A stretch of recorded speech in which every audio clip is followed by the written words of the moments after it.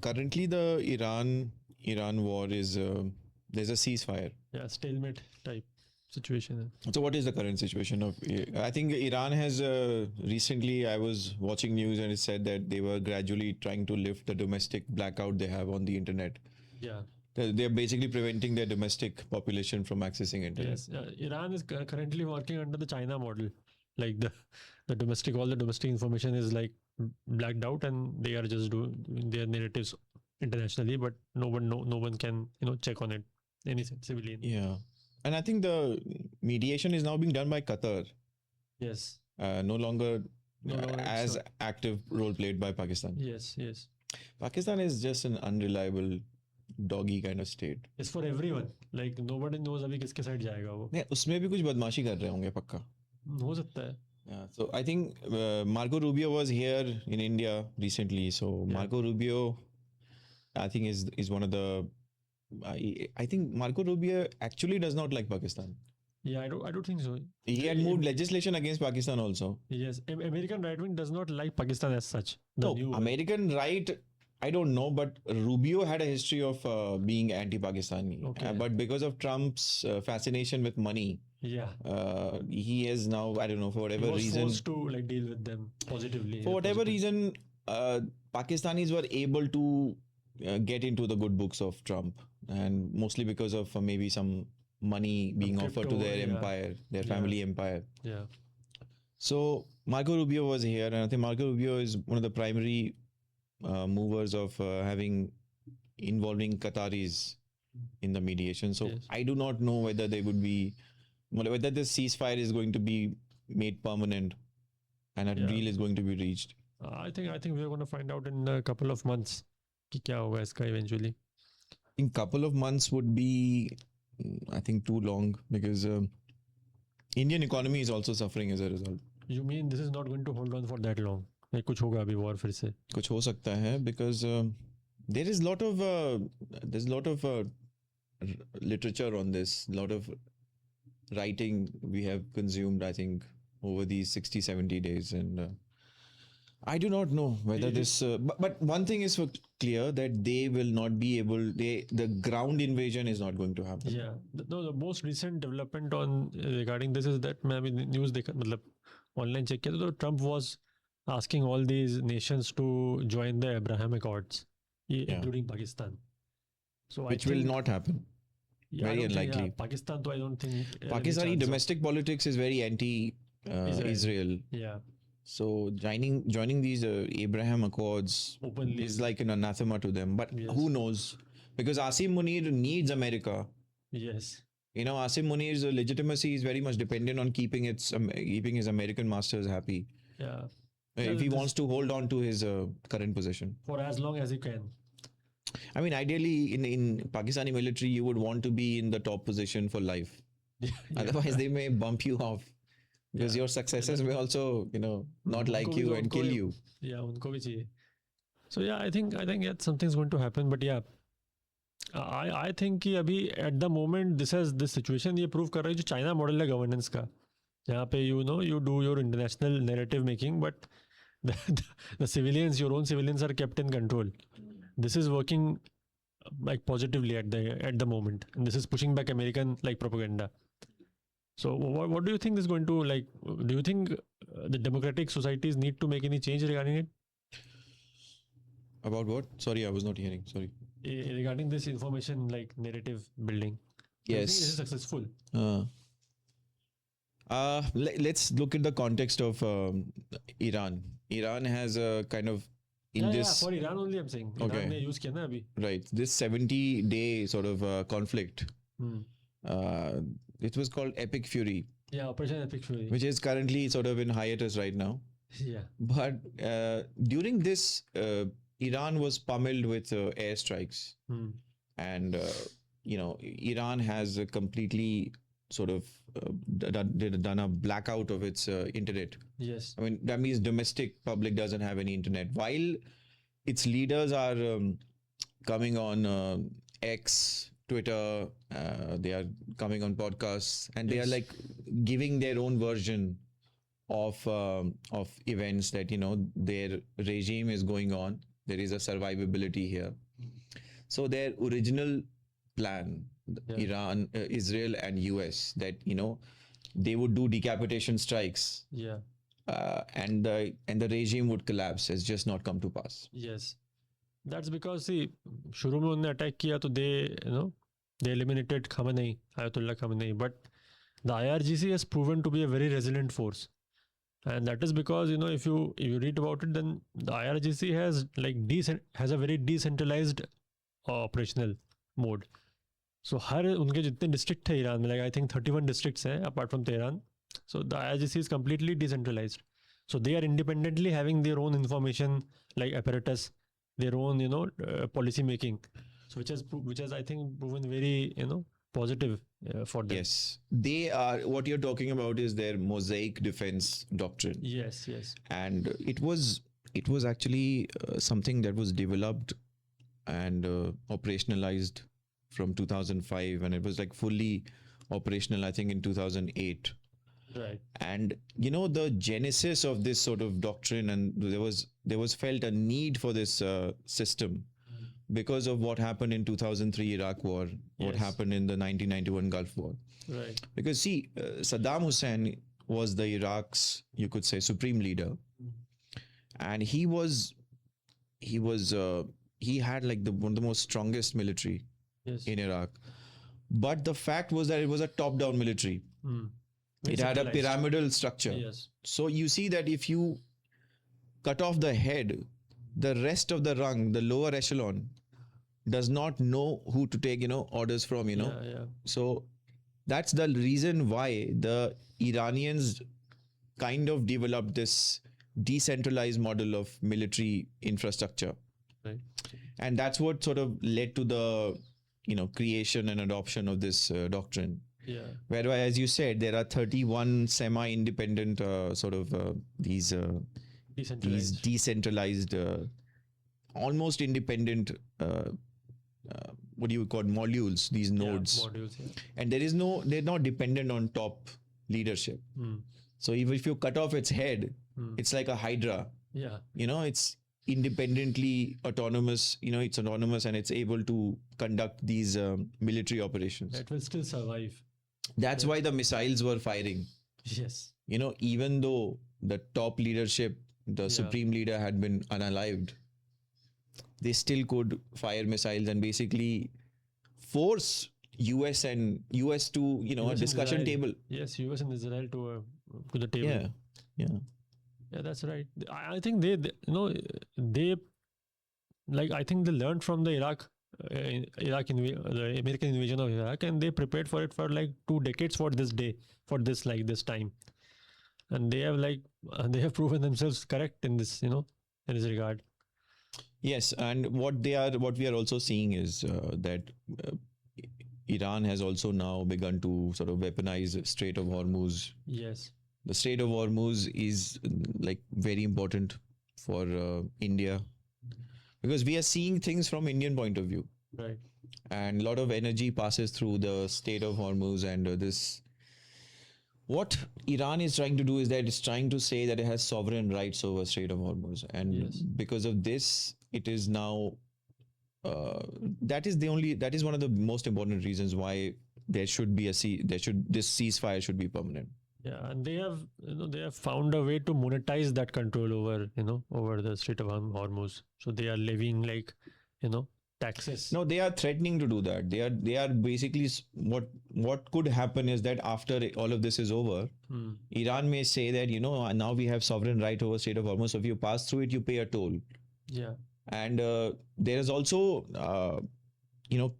the data also passes through that area. But they did collect toll, within the I'm war. saying that this is going to be permanent. They will now find a permanent way of make it institutionalized. Yes, they are even threatening like the internet cable, which is underground. Yes, a lot of optic fiber cables are. There are about 7 optic fiber cables running on that area, and which has like nearly 10 trillion of data, like trillion of data going away. That's debatable. What is the financial sort of metric? But the threat is that now they are going to charge. They are threatening to charge money from these big tech companies of America. Yeah.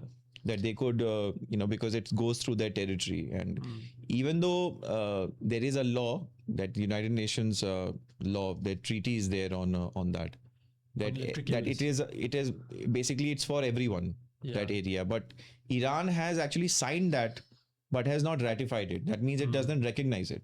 It is not binding on it. That's what it says. And it is another leverage point that it can use to argue that, okay, now you pay the toll to us. Your data is moving through our territory and we are exercising its sovereign rights on it. So you pay the toll. So that is another cost that may be imposed upon the big tech company after the dust settles from this war. So that is what it is. And now Iran is also now firmly now into the axis of Russia and China.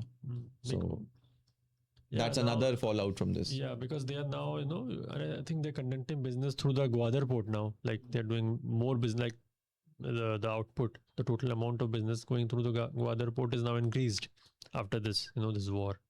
Yeah, it was earlier going through Dubai. Yes. And Dubai was, but because of this condition created by Iran, this is now passing through Gwadar. And it's arguable whether it is permanent or not. Yeah.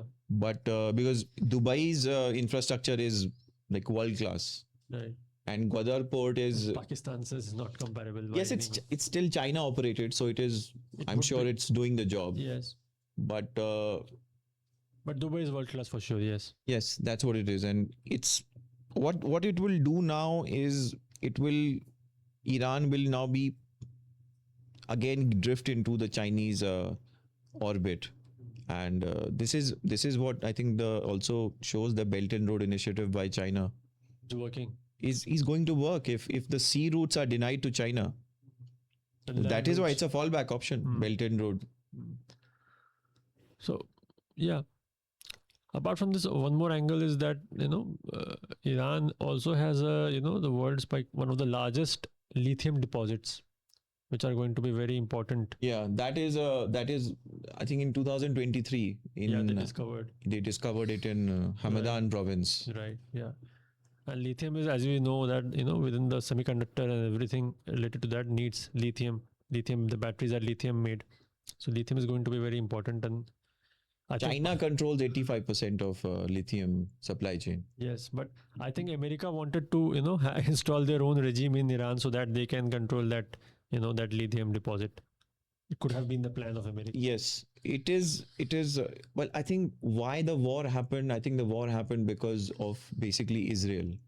Right. Yeah. Israel wanted to attack Iran, and it somehow convinced the Americans that if our precision airstrikes will completely cut off Iran's top leadership, and then there would be a revolt by the people, ordinary Iranian public. Yeah. But that has not happened. That is basically the reason. But what you're saying that there's an underlying subtext to this. Yes. That 20th century was about oil. The 21st century's economy is going to be like green economy. So it will be lithium ion based. Yeah. So America does not like that China has this chokehold on this green energy supply chain. Yeah, China has... And it wants to break it. So if this news is true, as you say, that Hamadan province holds about second biggest reserves of this lithium. If it is true, and if they are able to extract that, then yes, it is one of the long-term reasons that if Iran could again fall into that sort of democratic that American orbit, then I think they can sort of this Chinese leadership that you have on lithium ion, this battery, I think that can be broken. Challenged. Yeah, that's right. Because most of the war, beyond the surface level, the resource part of it is also, it is there always.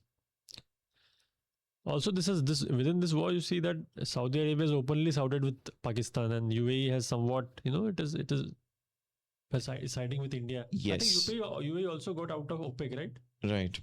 So a lot of developments happened. A lot of things happened, and I think it is going to be very interesting how India is going to secure its its energy needs, and its interests in its the interests in the Middle East region. Yeah. Yeah, it's quite difficult to say exactly where we are going to end up, because we are so dependent on energy from Gulf and from Russia. Right. And the problem with India is that India is a complete democracy. It faces bureaucratic and institutional delays, Yeah. but it has dreams of becoming a superpower. It has dreams of becoming a modern, a very $10,000 per capita economy. Right. And sometimes it even behaves like one, but it lacks that sort of Hard power. yeah, that fast, that rapid sort of rapid maneuvers to make advantages, to take advantage of a situation. Yeah, The whole Chabahar fiasco kind of is emblematic of that. Right. Yeah. Yeah. This is an inherent, like I would say, an inherent. I won't say weakness, but it is a necessity for now, right? India is so, like, we are so diverse. The cultures of the states are so diverse that we have to take everyone into account before, making any big change. It is just not possible for us to like run through legislations to, make new laws and anything. Yes, that is what the problem is. Like you just said, that how would India take care of its energy needs? I mean, that is the $1 million question. That is exactly what really ails India. I mean, for example, the lithium deposits were found in, I think, the Riasi districts of Jammu and Kashmir as well. Yeah, I think in Mandya, Karnataka. I think somewhere in Jammu Kashmir, maybe it's Riasi, maybe I'm saying it wrong. It is in Jammu Kashmir and Karnataka, I think Mandya, whatever. But most recently it was done in Jammu and Kashmir. So, I mean, are we taking advantages of it? Like, we've suddenly stopped hearing about it. What has been the development of it? Because it is absolutely correct that the current economy is no longer be about oil. And since we have, we have fully embraced this, the green economy, and we're not taking sort of the old fossil fuels, I think it's important for us that we completely change our ways of doing things. Not just green economy, the high tech equipments they all need semiconductor. Like lithium is one of the the main metals which are needed for it. So yeah, I think that the thing that you talked about, the Iran, they also have a lot of rare earth metals.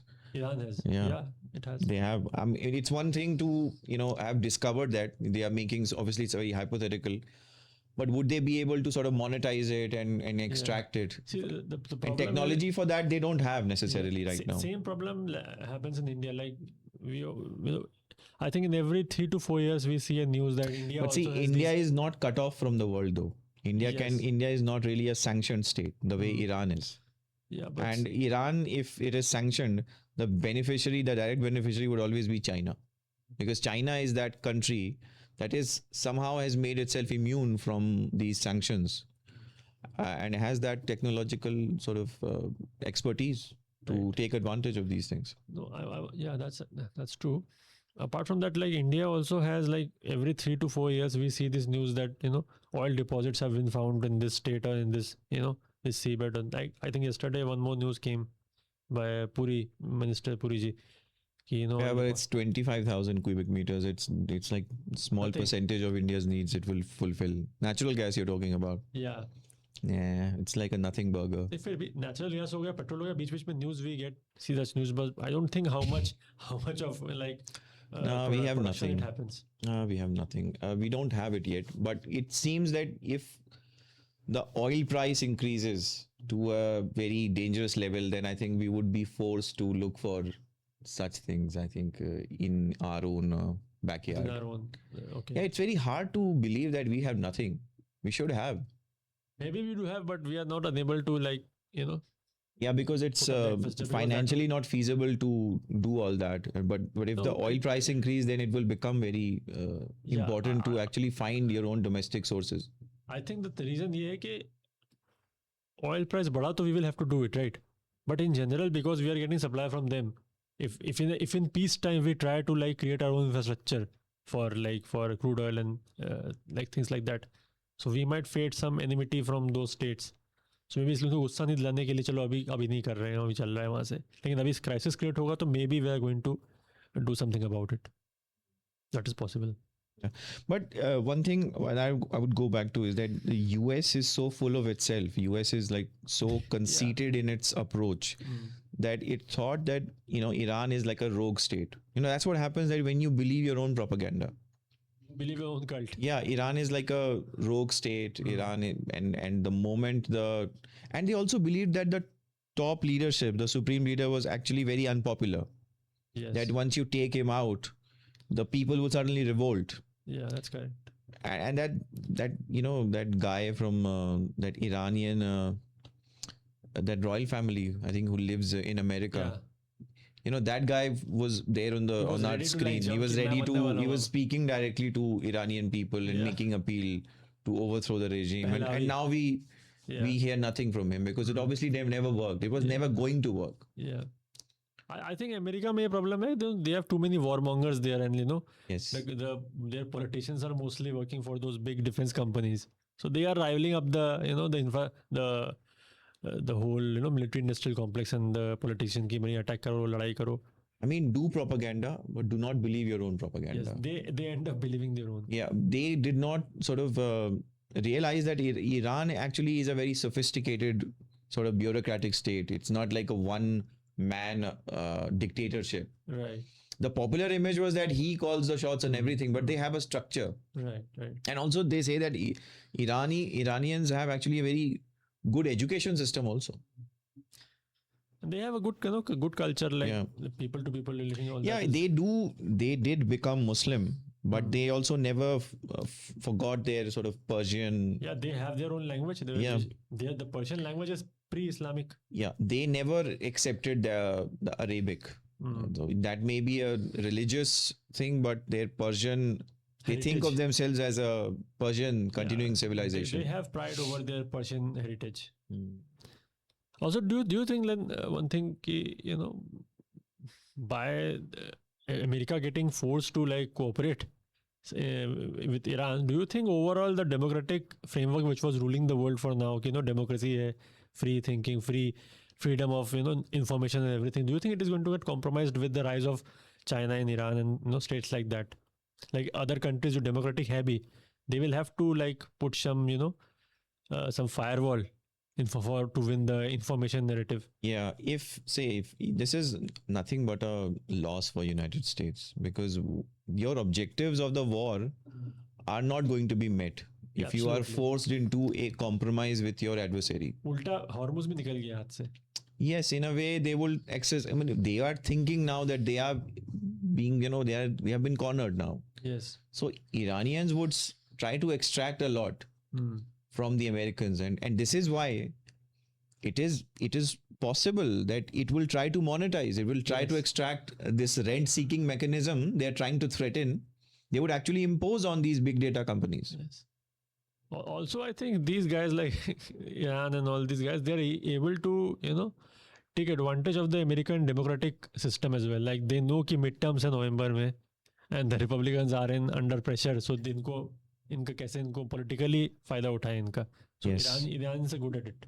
After midterms, and if it doesn't go the Republican party's way, then Trump becomes a lame duck. Yeah.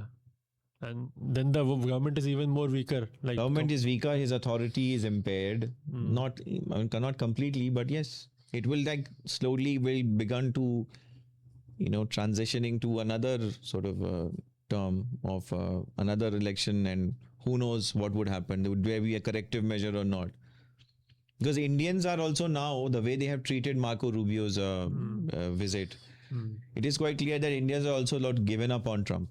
Like nothing's going to happen. And it is better to just build your own capacity and hope that sort of correction happens in the next regime. So that's what it is.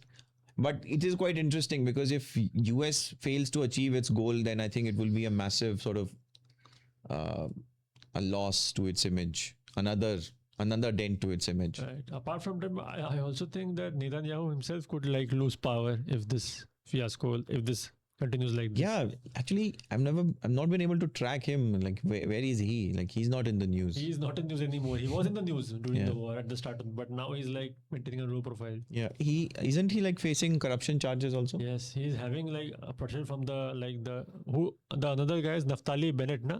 Bennett, the opposition guy. No, I'm not aware. Yeah, Naftali. I think the conspiracy theorists were saying he was doing all this just to sort of stave off that corruption thing and charges. He was doing the nationalist play कि भाई मैं nationalist हूँ मैं जीतूंगा so मैं prime minister बना रहूँ और भी अगले term में भी. Yeah. But that Bennett guy is like putting extreme pressure on Netanyahu right now by domestic politics of Israel. See, the problem with this war is that, how do you control a big country like Iran? Like, how do you overpower it? Right. Your entire game was that somehow the public is going to side with you and is going to overthrow that regime. Once that has not transpired, they have no other choice, because either you put boots on the ground, which is like never going to happen. Right. Because then there is all the legal issues which will arise, because you'll have to take permission from Senate and all the legislatures of United States, because you cannot really engage in any kind of war. And second, the putting boots on the ground, like sending soldiers, Americans to any hostile territory, is deeply unpopular. Yes, in American politics. I was going to point out. Yeah. Like Americans may have a lot of flaws, but they do not like wars. American public, ordinary public. Like they loved it maybe 30, they never did. All wars have become very unpopular. Yeah. Like Vietnam War, Iraq War, Afghanistan War, there was clamor in the domestic politics that why do we have Americans there? Far away from the mainland. Right. For solving issues which really doesn't directly concern the American public. So you've got to credit them, even though they had their military industrial complex kind of works when there is like regular war. But their domestic politics doesn't really want. They're not warmongers. Yeah, civilians have gone wary of war. Yeah, I think the biggest takeaway from this whole war was the model of governance, like this civilian blackout and this narrative warfare by the military and civilian government. Like this is the thing I am more focused on. Like this is the most, I would say कि ये सबसे prominent चीज़ है जो यहाँ पे हो रही है कि you black out to citizens, like जैसे आपने बोला कि Americans thought कि civilians will support and the government will collapse and there would be a revolution of sorts, right? But nothing happened because the civilians were completely there was an information blackout, and the information coming out of Iran was just one way, what the IRGC and the civilian government wanted. The civilians had no say in it. Yeah, see, you cannot also sympathize with the democratic system also, because the democracies have this flaw that they are open. Right. So all these rogue states, I'm not calling Iran rogue, but I'm saying that rogue states like, say, Pakistan or any other state, they can openly participate in your system, in your open sort of free exchange of ideas. Yes. But you cannot stop them from coming, because they can always go through proxies or through sort of, institutions. You can hire people and do like a mass viral campaign to sort of break down the sort of morale of the public. Like it happened with Operation Sindoor also. Yes. Like you had so many Pakistani bots, sort of spreading their narrative. So that is the problem with this kind of asymmetric sort of situation. Yeah, it is an asymmetric situation. Because you really cannot stop. Open societies, open democracies are to some extent vulnerable to these sort of rogue actors. That Iran is actually at this point of time doing this underdog thing. Like you have completely sort of done a blackout, which you are now claiming that you're going to gradually open. But your own leaders can easily spread propaganda and the counter narrative in Western sort of media. They can give BBC interviews, they can come on podcasts, they can, give long write-ups on X, Twitter. So obviously this is a vulnerability. Yes. So do you think which India also has, but India, during Balakot and during this, when we wanted to change the Article 370, we did do a kind of a limited geographical internet blackout in Jammu and Kashmir, because we know and we understand that democratic systems are vulnerable. you can spread misinformation in Kashmir. There can be such actors, from Pakistan spreading that misinformation and making Jammu and Kashmir totally unstable. Yeah, ungovernable to some extent. So administrative machinery breaks down if people have this paranoia, and paranoia, people can be set loose, by very targeted information warfare. Right. So there is, just that I'll conclude it. Just that there is, Iran has shown that by using these asymmetric means, you can bring powerful sort of governments, militaries like America and American governments to the discussion table. You can force them. This decentralization model, which they had developed, is now working. Decentralized plus this information blackout. And also the threat of this infrastructure, like how they have taken advantage of their geography. Yes. No, they have weaponized the critical energy choke points. Right. So this is another takeaway from this, right? That you cannot, and do you think Iran is going to emerge as a very big power after this? Not a very big power as such, but yeah, and I think it would be a regional power. But this will be seen as a win. Yes, having sort of embarrassed this powerful, mighty America and extracting favorable terms. Wouldn't it be seen? Because you see, what does Pakistan do? Pakistan celebrates Defense Day. Of 1965 war, which it had started. Yes. So if you had started the war, you must have started the war with some objectives, right? That you will take up this Kashmir part, or you'll do this, or but instead it celebrates that it defended its territory from Indian response.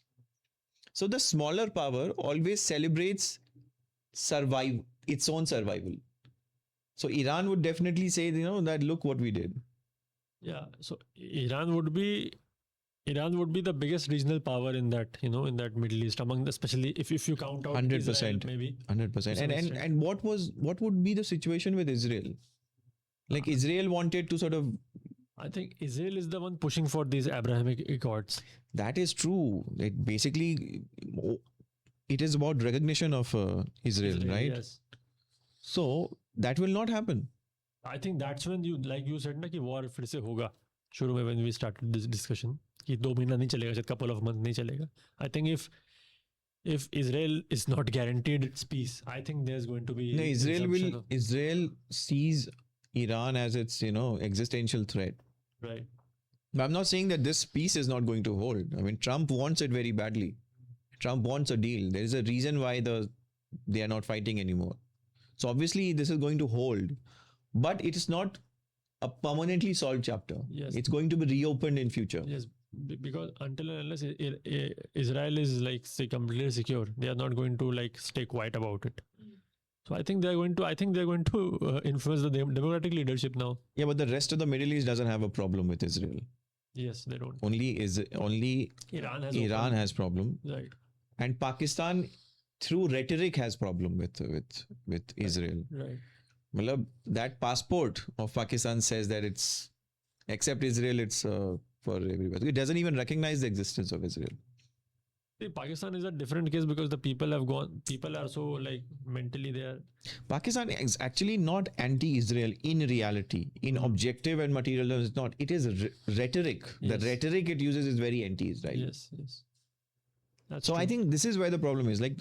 For Israel, situation is just as bad because Iran has emerged stronger. Yes. If Iran is saved and Iran gets all these promises that it has sovereign right over its important energy choke points, and the seabed of the is theirs, and they don't recognize UN sea treaty, then it emerges stronger. Yes, that's why I said if the Abrahamic Accords are not if they don't join it, I think Israel is going to again lobby to the other winning side like the Democratic Party and they're going to like support some kind of Long term, retaliation. what is going to happen? Do you think Israel's weapons are going to be produced in India, mass produced in India? Because Israel's that is what they weapons- were saying. Their media was discussing that we don't have the capacity to, their weapons, which are like world class, they're everything. You say they would. They like say to, they will manufacture it in India. Okay. That So might Indian happen. companies will be manufacturing, their weapons, But their won't that technology and put us everything. in the harm's way, like in complete open enmity with Iran? No, I don't know. I don't know about that. And what can Iran already knows that we have friendship with Israel. How would that put us in harm's way? तो like जब हम openly produce करेंगे उनके arms तो So what? We already do it in many ways. How would that put us in harm's way? yeah. So I think I don't know what is going to happen. Yeah, But we what can would only happen to speculate. India is what really troubles us. What really is, right. I think, the real meat of the discussion is how would India fare? Because we are a real contender ना जैसे आप पाकिस्तान की बात कर रहे थे तो Pakistan is not like the people are so insane that any rhetoric आप उनको दोगे they will accept it, right, if it is like against India or Israel.